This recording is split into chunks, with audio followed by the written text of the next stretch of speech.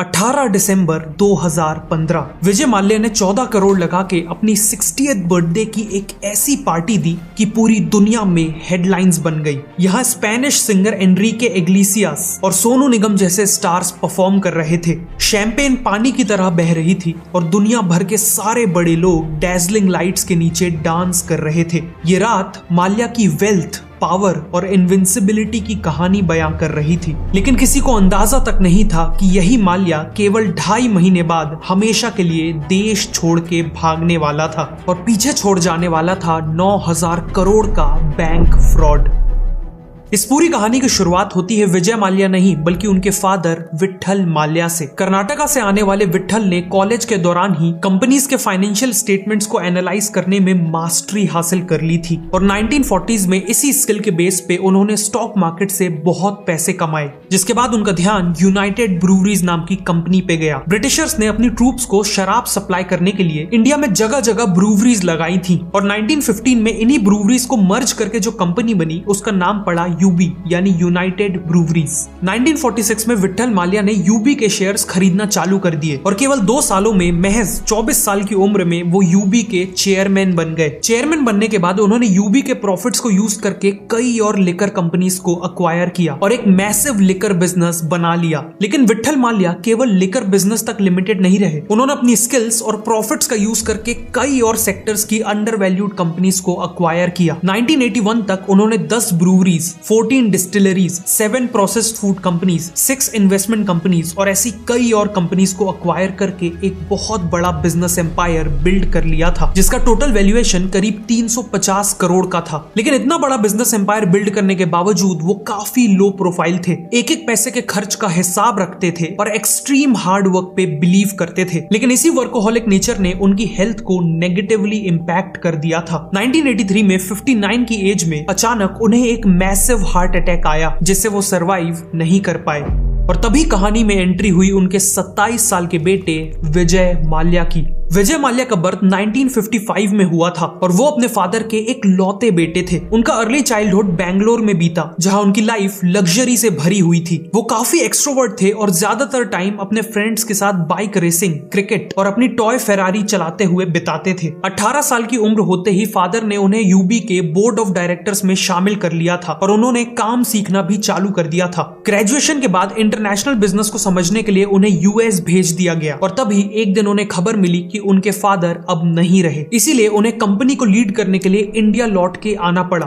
अपने फादर से बिल्कुल उलट विजय की इमेज एक पार्टी एनिमल और फ्लैशी लाइफस्टाइल पसंद करने वाले इंसान की बन चुकी थी। इसीलिए यूबी ग्रुप के कई टॉप मैनेजर्स को विजय की लीडरशिप में कॉन्फिडेंस नहीं था। लेकिन समहाउ मेजॉरिटी शेयर होल्डर्स के सपोर्ट से विजय ही चेयरमैन बने। शुरुआत से ही विजय कुछ अलग करके अपने डाउटर्स को गलत प्रूव करना चाहते थे। इसीलिए उन्होंने यूबी के लिकर बिजनेस से हटकर कई और सेक्टर्स में डाइवर्सिफाई करना चालू कर दिया। उन्होंने प्रेडिक्ट किया कि इंडिया में यूएस की तरह एक बड़ा फास्ट फूड रिवॉल्यूशन आएगा। इसीलिए उन्होंने मैकडॉवेल्स पिज्जा किंग नाम की फास्ट फूड चेन लॉन्च कर दी और दिल्ली और मुंबई में कई सारे आउटलेट्स खोल दिए। लेकिन मुंबई में एक बहुत बड़ा कंपटीशन उनका इंतजार कर रहा था, मुंबई के लेजेंडरी डब्बा वाला। एक इफेक्टिव डब्बा डिलीवरी सिस्टम होने के कारण लोग वीकडेज में बाहर का खाना प्रेफर नहीं करते थे और ओवरऑल भी इंडिया में उस टाइम ईटिंग आउट कल्चर उतना पॉपुलर नहीं था। इसीलिए 1-2 स्टोर्स को छोड़ के उनकी बाकी सभी स्टोर्स बुरी तरह से फ्लॉप हो गई और 1987 तक इसे कंप्लीटली बंद कर दिया गया।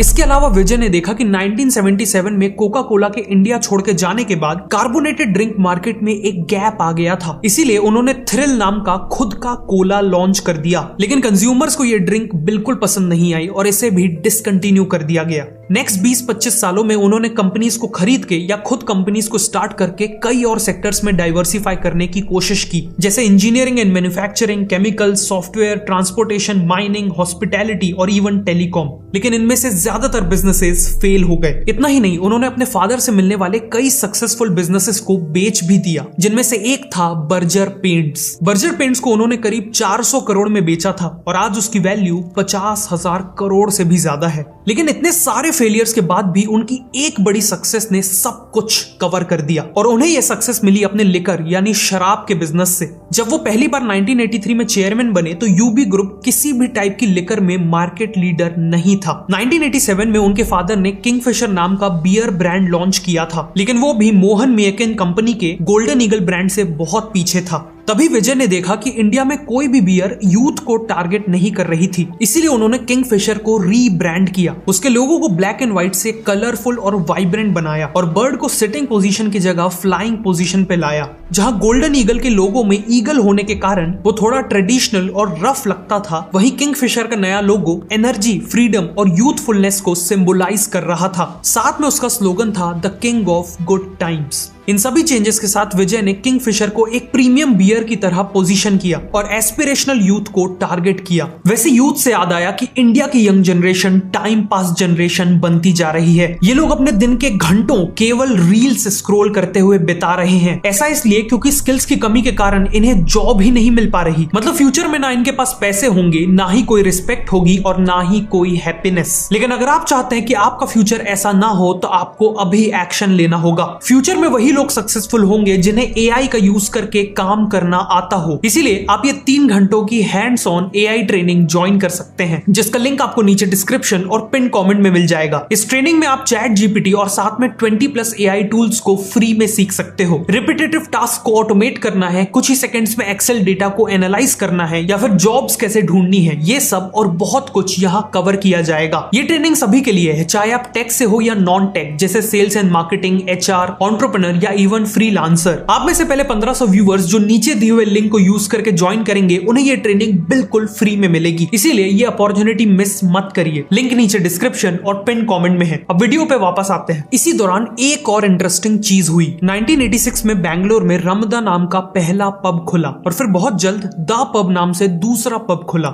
जहां ट्रेडिशनल बार्स में लाइटिंग, सीटिंग और क्लीनलीनेस बेकार होती थी, वहीं पब्स ने लोगों को सुपीरियर लाइटिंग, क्लीनलीनेस और म्यूजिक के चलते बेटर एम्बियंस दिया, जिस कारण यहाँ हाई क्लास लोग और इवन फीमेल्स का क्राउड आने लगा। इसी अपॉर्चुनिटी को देखते हुए विजय ने इन पब्स में अपनी किंगफिशर की ड्राफ्ट बियर लॉन्च कर दी और ये एक इंस्टेंट हिट बन गई। आगे चल के बैंगलोर में इतने पब्स खुले कि बैंगलोर को इंडिया का पब कैपिटल कहा जाने लगा। इवेंचुअली यही पब कल्चर इंडिया के और भी शहरों में फैला, जिसका सबसे ज्यादा फायदा मिला विजय माल्या को। इसके अलावा उन्होंने जहां हो सके वहां किंगफिशर के ब्रांड को विजिबल करवाया, डर्बी, फुटबॉल और फैशन शोज को स्पॉन्सर किया, किंगफिशर का स्विम सूट कैलेंडर लॉन्च किया। इसी कैलेंडर ने दीपिका पादुकोण, ईशा गुप्ता और कैटरीना कैफ जैसी एक्ट्रेसेस को लॉन्च किया। माल्या ने तो इवन अपने घर के नाम में किंगफिशर डाल दिया। इन सब से किंगफिशर का ब्रांड केवल एक प्रोडक्ट से बढ़कर फन, सेलिब्रेशन और अर्बन लाइफ का सिंबल बन गया। बियर के बाद विजय ने फोकस किया अपने विस्की बिजनेस में। उनके पास ऑलरेडी मैकडॉवेल्स नंबर 1 और बैग पाइपर जैसे अच्छे विस्की ब्रांड्स थे और साथ में उन्होंने दूसरे सक्सेसफुल ब्रांड्स को तेजी से अक्वायर करना चालू कर दिया। बहुत जल्द उनके पास पॉपुलर विस्कीज जैसे रॉयल चैलेंज, ब्लैक डॉग और एंटीक्विटी का शानदार पोर्टफोलियो तैयार हो गया। लेकिन वो यहाँ नहीं रुके, उन्होंने ब्रांडी, रम, जिन, वोडका और इवन वाइन में भी अपने बिजनेस को एक्सपैंड कर लिया। साथ ही उन्होंने देखा कि कोका कोला जैसी एफएमसीजी कंपनीज हर तरह के कंज्यूमर्स को टारगेट करने के लिए अलग अलग ड्रिंक्स लॉन्च करती हैं। फॉर एग्जांपल, कोका कोला के पास मासेस के लिए कोक, हेल्थ कॉन्शियस लोगों के लिए डाइट कोक और स्ट्रॉन्ग टेस्ट वालों के लिए थम्स अप थी। सिमिलरली माल्या ने मासेस के लिए back Piper whisky, premium segment के लिए मैकडॉवेल्स नंबर 1 और हेल्थ कॉन्शियस कस्टमर्स के लिए मैकडॉवेल्स डाइट मेट को लॉन्च किया, जो दुनिया की पहली लो कैलोरी विस्की थी। सिमिलरली किंगफिशर के केस में उन्होंने किंगफिशर प्रीमियम, स्ट्रॉन्ग और लैगर लॉन्च की। विजय की मार्केटिंग स्ट्रेटजी भी कमाल की थी। इंडिया में शराब की एडवर्टीजमेंट में बैन था, इसीलिए विजय ने इंडिया में पहली बार सरोगेट एडवर्टीजमेंट को इंट्रोड्यूस किया। बेसिकली अपनी मैकडॉवेल्स नंबर 1 विस्की को प्रमोट करने के लिए उन्होंने मैकडॉवेल्स का सोडा और वाटर लॉन्च कर दिया और बॉलीवुड और क्रिकेट सेलिब्रिटीज से इनका खूब ऐड करवाया, जिससे इनडायरेक्टली उनकी विस्की का ऐड हो गया। उन्होंने ये सेम स्ट्रेटजी अपने बाकी सभी ब्रांड्स के लिए भी अपनाई और ये स्ट्रेटजी काफी सक्सेसफुल हो गई। इन सब के चलते 2004 तक यूनाइटेड ब्रूवरीज पूरी दुनिया की चौथी सबसे बड़ी लिकर कंपनी बन चुकी थी। विजय को यह भी पता था कि अगर उन्हें बिना किसी प्रॉब्लम के इंडिया में बिजनेस एक्सपैंड करना है तो उन्हें पॉलिटिकल पावर की जरूरत होगी। इसीलिए 2002 में मल्टीपल पॉलिटिकल पार्टीज के सपोर्ट से वो राज्यसभा के मेंबर भी बन गए। 2005 तक माल्या के पास पैसा और पावर का डेडली कॉम्बिनेशन था और वो अपनी सक्सेस की पीक पे थे। लेकिन विजय को एक बात हमेशा खटकती थी। आखिरकार वो शराब का बिजनेस करते थे जिसे आम जनता बिल्कुल भी रिस्पेक्ट नहीं करती थी और माल्या डेस्परेटली एक रिस्पेक्टफुल बिजनेस में घुसना चाहते थे। इसीलिए उन्होंने एक वर्ल्ड क्लास एयरलाइन बनाने का ठान लिया। लेकिन उन्हें कोई अंदाजा नहीं था कि उनका ये एक डिसीजन उनके पूरे बिजनेस एम्पायर को बर्बाद कर देने वाला था। विजय ने अपनी नई एयरलाइन का नाम रखा किंगफिशर एयरलाइंस। उनका आइडिया था लोगों को इकोनॉमी क्लास और बिजनेस क्लास के बीच में एक नई क्लास की सीट्स ऑफर करना और इस नई क्लास को उन्होंने नाम दिया किंगफिशर क्लास। उन्होंने अपनी फ्लाइट में खाने पीने की ह्यूज वैरायटी ऑफर की, हर एक सीट में dedicated in flight entertainment system install किया और खुद एक एक एयर होस्टेस को इंटरव्यू किया। इन सभी एयर होस्टेस की यूनिफॉर्म टॉप फैशन डिजाइनर्स ने डिजाइन की, इन्हें हाई लेवल ट्रेनिंग्स दी गई और इवन ये बताया गया कि उन्हें किस तरह की एक्सरसाइजेस और डाइट फॉलो करनी है। लेकिन इन सभी फीचर्स के बावजूद किंगफिशर का प्लान था अपनी टिकट प्राइसेस को जेट एयरवेज और एयर इंडिया के बराबर रखना या इवन उनसे कम रखना। विजय चाहते थे कि वो इस एयरलाइन को अपने बेटे के बर्थडे यानी 7 मई 2005 को लॉन्च करें, लेकिन पूरी कोशिश के बाद भी ये 9 मई को लॉन्च हुई। इसकी फर्स्ट फ्लाइट मुंबई से बैंगलोर की थी जिसमें माल्या खुद ऑन बोर्ड था और गेस्ट से इंटरैक्ट कर रहा था। बाद में भी किंगफिशर की हर फ्लाइट में टेक ऑफ के बाद एक वीडियो प्ले होती थी जिसमें माल्या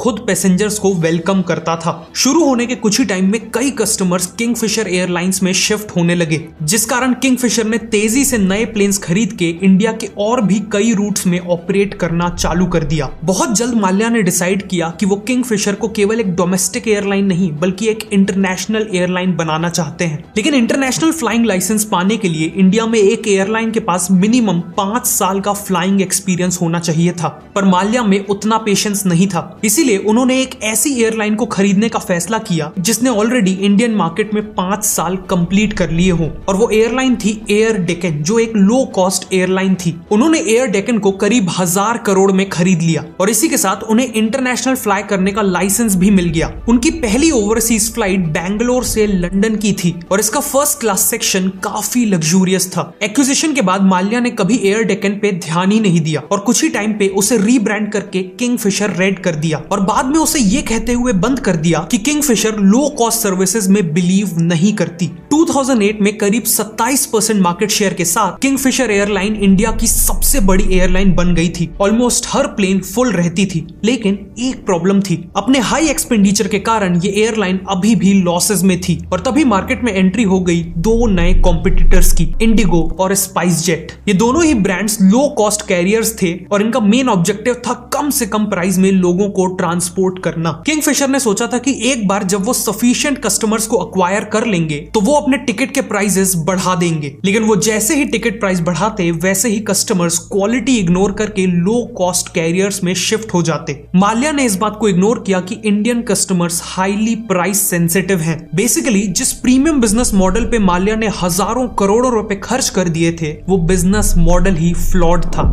ऑल्सो किंगफिशर एयरलाइंस का प्राइस पे कोई कंट्रोल ही नहीं था। कस्टमर्स लिटरली प्लेन की कटलरी चोरी कर लेते थे और उन्हें कोई नहीं रोकता था। मुंबई के क्रॉफोर्ड मार्केट में उनके लोगो वाली कटलरी सेल पे होती थी। साथ में फूड भी बहुत वेस्ट होता था और अनयूज्ड बेवरेज बॉटल्स को नेक्स्ट फ्लाइट में यूज करने के बजाय फेंक दिया जाता था और फ्लाइट में इतने सारे फीचर्स ऐड करने के कारण फ्लाइट का वेट बढ़ गया था, जिससे प्लेन ज्यादा फ्यूल कंज्यूम कर रही थी। किंगफिशर एयरलाइंस जैसे तैसे सरवाइव कर रही थी कि फिर आया 2008 का ग्लोबल इकोनॉमिक क्राइसिस, जिसने किंगफिशर एयरलाइंस की कमर तोड़ दी। इस क्राइसिस के चलते 2 चीजें नेगेटिव हुई। सबसे पहले तो ट्रैवल करने वाले पैसेंजर्स में शार्प डिक्लाइन आया और दूसरा एविएशन फ्यूल प्राइसेस 23% से बढ़ गए। किंगफिशर के पास इस क्राइसिस को झेलने के लिए सफिशिएंट कैश रिजर्व्स नहीं थे, इसीलिए 2012 में उन्हें अपनी 32 प्लेन्स रिटर्न करनी पड़ी क्योंकि वो उन प्लेन्स के लीज अमाउंट नहीं दे पा रहे थे। साथ में एयरलाइन के ऊपर ऑयल कंपनीज के 1000 करोड़ के ड्यूज पेंडिंग थे और महीनों से एयरलाइन एयरलाइन ने पायलट्स और बाकी स्टाफ को पेमेंट्स तक नहीं की थी। 2012 के सेकेंड हाफ में फंड की कमी के कारण किंगफिशर एयरलाइंस के कई प्लेन्स को ग्राउंड किया जाने लगा और हालत इतनी खराब हो चुकी थी कि बचे कुचे प्लेन्स को ऑपरेशनल रखने के लिए इन ग्राउंडेड प्लेन से पार्ट्स निकाल के यूज किए जाते थे। अल्टीमेटली अक्टूबर 2012 में किंगफिशर एयरलाइंस के ऑपरेशंस कंप्लीटली बंद हो गए और इस एयरलाइन का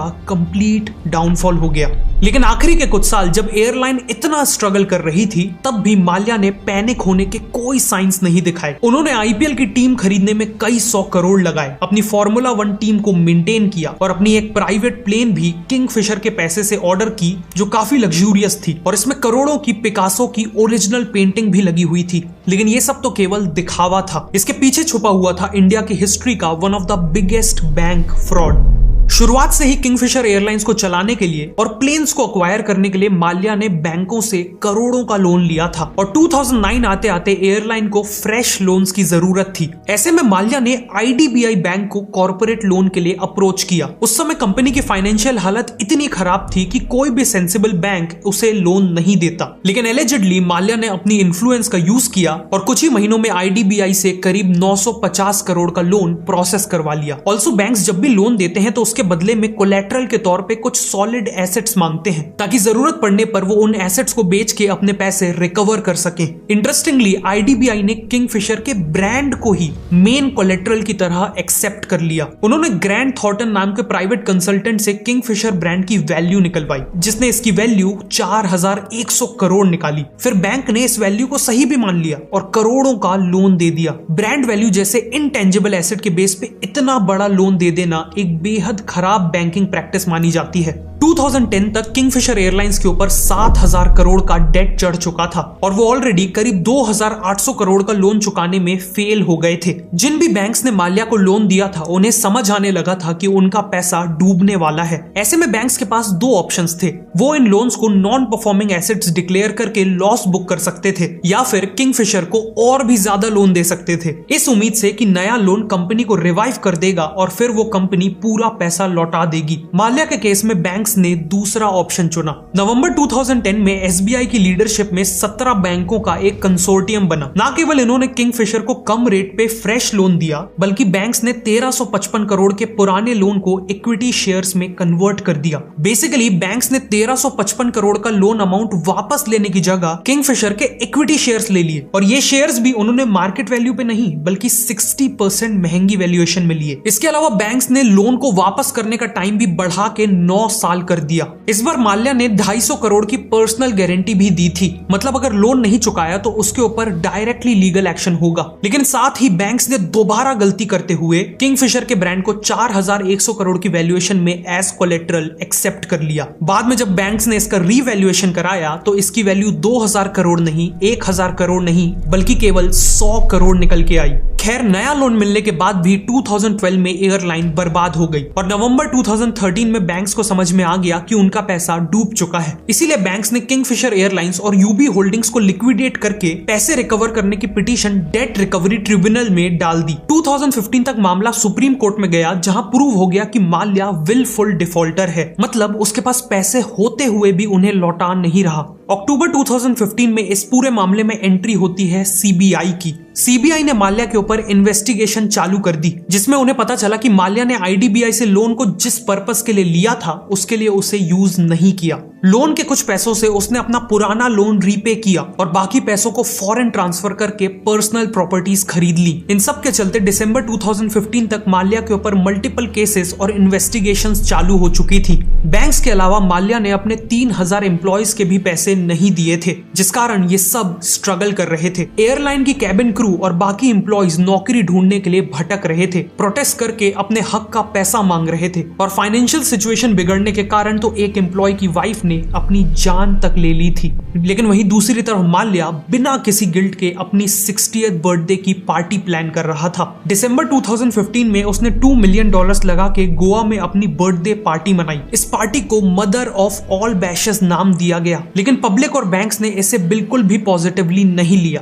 खुद आरबीआई के गवर्नर ने इसे क्रिटिसाइज किया। 28 फरवरी 2016 को सुप्रीम कोर्ट के सीनियर काउंसिल दुष्यंत दवे ने एसबीआई को एडवाइस किया कि वो कोर्ट में एक पिटीशन डालें कि माल्या को देश से बाहर ना जाने दिया जाए, लेकिन एसबीआई ने देर कर दी। रूमर थी कि माल्या को किसी सीनियर ब्यूरोक्रेट से टिप मिल गई कि जल्द ही अथॉरिटीज उसे जेल भेजने वाली हैं। और इसी के कुछ दिन बाद 2 मार्च 2016 को माल्या अपनी गर्लफ्रेंड के साथ जेट एयरवेज की दिल्ली टू लंदन फ्लाइट के फर्स्ट क्लास सेक्शन में बोर्ड करता है और उसके साथ 7 बड़े सूटकेसेस भी थे, जिससे क्लियर था कि वो एक बहुत लंबी ट्रिप के लिए निकल रहा है। एक वो दिन था और एक आज का दिन। विजय माल्या कभी इंडिया लौट के नहीं आया और पीछे छोड़ गया 9091 करोड़ का बैंक फ्रॉड।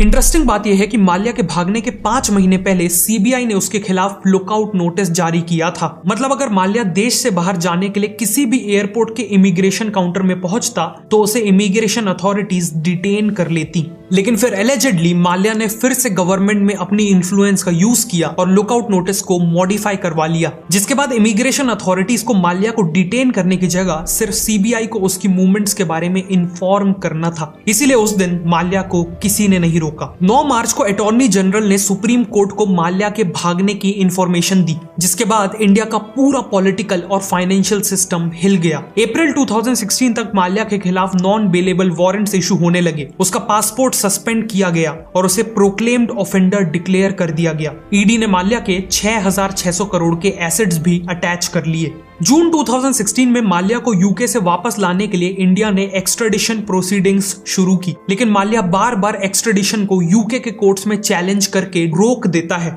लंदन में माल्या एक लेविश लाइफस्टाइल एंजॉय कर रहा है और मीडिया इंटरव्यूज और सोशल मीडिया के जरिए खुद को लगातार इनोसेंट क्लेम करता है। लेकिन रिसेंटली एक बहुत अच्छी खबर आई जब फाइनेंस मिनिस्टर निर्मला सीतारामन ने पार्लियामेंट में बताया कि बैंक्स ने माल्या के एसेट्स इंक्लूडिंग यूबी ग्रुप के 6600 करोड़ के शेयर्स यूज करके करीब 14,000 करोड़ रुपए रिकवर कर लिए हैं। लेकिन इस रिकवरी के बाद भी माल्या के ऊपर मनी लॉन्ड्रिंग और बैंक फ्रॉड के केसेस हैं और वो आज भी इंडिया में वांटेड है। माल्या की ही तरह श्री रतन टाटा को भी अपनी फैमिली से एक बिजनेस एम्पायर मिला था और उन्होंने इस लेगेसी को डिग्निटी के साथ आगे बढ़ाया और टाटा को ट्रस्ट का सिंबल बना दिया। वहीं दूसरी तरफ माल्या ने धोखाधड़ी का रास्ता चुनकर अपने फादर के बिजनेस एम्पायर और उनकी लेगेसी को बर्बाद कर दिया। आज माल्या की पर्सनल वेल्थ चाहे अरबों खरबों में हो, लेकिन वो कभी भी अपनी खोई हुई इज्जत को वापस नहीं खरीद पाएगा।